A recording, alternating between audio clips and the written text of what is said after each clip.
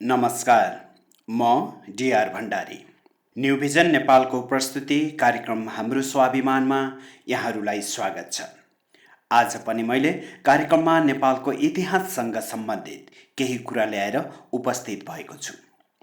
तपाईँ हामी विदेशमा भएको बेला तपाईँको घर कहाँ पर्छ भनेर सोध्यो भने हामी सहजै जवाब दिन्छौँ कि मेरो घर नेपालमा पर्छ। फेरि त्यही व्यक्तिले तपाईको देश नेपालको जन्म कहिले भएको हो भन्यो भने हामीले सहजै जवाब दिन सक्दैनौँ। हामीले एकैछिन सोच्नै पर्छ। हामी मध्ये धेरैले नेपाल कहिले जन्मिएको भन्ने प्रश्नको उत्तर दिन खोज्यौ भने खै नेपाल नेपाल भन्छौँ क्यारे, कहिले जन्मेको कहिले हुर्केको हामीलाई केही थाहा छैन भन्ने किसिमले जवाब दिन्छौँ। अझ अलि बुढा पुरानालाई सोध्यो भने त हामी आफै जन्मेको त बेला बेला बिर्सन्छौँ, झन् नेपाल जन्मेको कहिले हुर्केको के थाहा भनेर जवाब दिनुहुन्छ। बालबालिकाहरू, वृद्धहरू उहाँहरूलाई जसरी जवाब दिए पनि सहज ठानिन्छ। तर तपाईँ हामी केही जानेका केही पढेकाहरूले हावातालमा जवाब दिएर पनि त भएन, होइन? अझ त्यो व्यक्तिले नेपाली हुँ भन्ने, तर नेपाल कहिले बन्यो, विश्वमा नेपालको नाम कसरी रह्यो भन्ने पनि थाहा छैन है भनेर सोध्न थाल्यो भने झनै लाजमर्दो भइन्छ। त्यसैले तपाईँलाई यी यस्ता कुराबाट जानकार बनाउन हामीले यो कार्यक्रम प्रस्तुत गरेका छौँ। तपाईँ शिक्षक, विद्यार्थी, समाजसेवी, पत्रकार लगायत सम्पूर्ण नेपालीहरूलाई यस कार्यक्रमले फाइदा पुर्याउने हाम्रो विश्वास रहेको छ। एसियाका ठुला ठुला देशहरू चीन र भारतको बीचमा रहेर हिमालयको काखमा बसेको नेपालको इतिहास यस क्षेत्रका अन्य देशहरूको भन्दा धेरै फरक छ। पश्चिम नेपालको बुटवल क्षेत्रमा पाइएको रामापिथेकस मानवको अवशेषले 1 करोड वर्षभन्दा अगाडिदेखि नै नेपालमा मानवको बसोबास सुरु भएको तथ्याङ्क स्पष्ट हुन्छ। नेपाल नाम सबैभन्दा पहिले उल्लेख भएको ईसापूर्व 500 देखि 600 वर्षको बीचमा भएको हामीले भेटाउँछौँ। नेपालका शिलालेखहरूमा भने विक्रम सम्वत 522 पछि भएका अभिलेखमा नेपाल शब्द उल्लेख भएको हामीले भेटाउन सक्छौँ। यसरी यो मुलक अत्यन्तै प्राचीन समयदेखि नै नेपाल नामबाट परिचित रहेको स्पष्ट हुन्छ। नेपाललाई सत्ययुगमा सत्यवती, त्रेतायुगमा तपोवन र द्वापर युगमा मुक्ति सोपान भनिन्थ्यो र कलियुगमा नेपाल भन्ने गरिएको कुरा हाम्रा पौराणिक ग्रन्थहरूमा भेटिन्छन्। त्यस्तै नेपाल शब्द सबैभन्दा पहिला अथर्ववेदमा उल्लेख भएको पाइन्छ।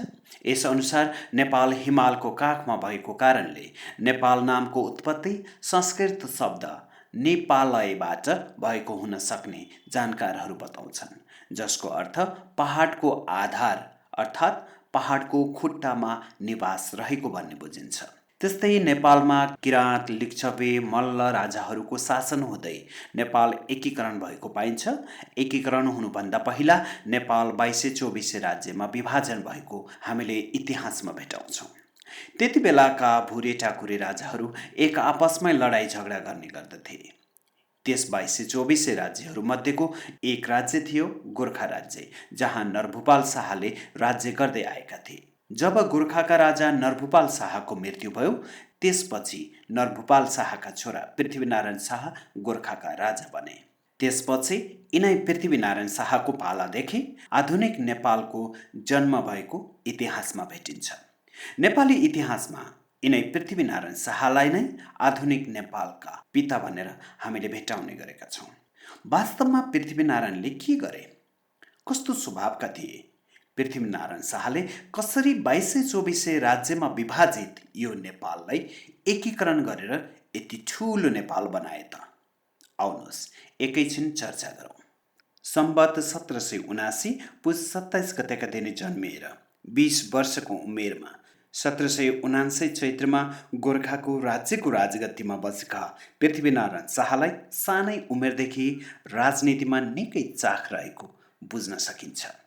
युवराज अवस्थादेखि नै यिनी अरूहरूप्रति जानकारी हासिल गर्नुका साथसाथै कूटनीतिमा र देश देशावर घुमफिर गर्न अभिरुचि राख्ने गर्दथे।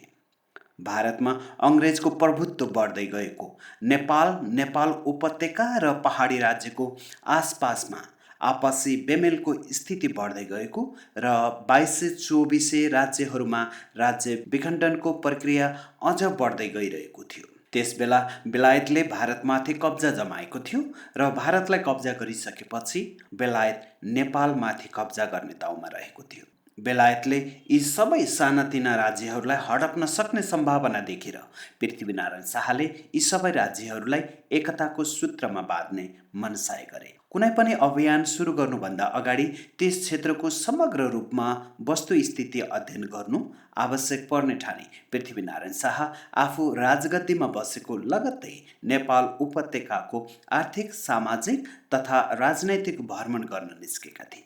केही महिना भक्तपुरमा बसेर उपत्यकाको आन्तरिक मामिलाको जानकारी हासिल गरी आफ्नो कूटनैतिक अवधारणा बनाउन यिनी सफल बनेका थिए। यिनले नेपाल उपत्यकामा मलिलो माटो भएको र कुलो सिँचाइको सुविधाले कृषि व्यवसाय फस्टाउन सक्ने जानकारी पाए। तिब्बत तथा भारतसँग व्यापार कारोबार गर्न, व्यापारिक मार्गको विकास तथा विस्तार गर्न सकिने र आर्थिक रूपले पनि उपत्यका समृद्ध हुन सक्ने सम्भावनाले पृथ्वीनारायण शाहलाई उपत्यकामाथि सर गर्ने मनसाय भयो। तर त्यस समयमा कान्तिपुरको अधीनमा रहेको नुवाकोट क्षेत्र प्राकृतिक सौन्दर्यका दृष्टिकोणले ज्यादै महत्त्वपूर्ण रहेको ठाने यिनले पहिले यसै क्षेत्रमाथि कब्जा जमाउने धारणा राखे। नुवाकोट आफ्नो अधीनमा भएमा गोर्खा दरबार बलियो हुन सक्ने र अर्कोतर्फ उपत्यका कमजोर अवस्थामा पुग्न सक्ने दूरदृष्टि यिनले बनाए।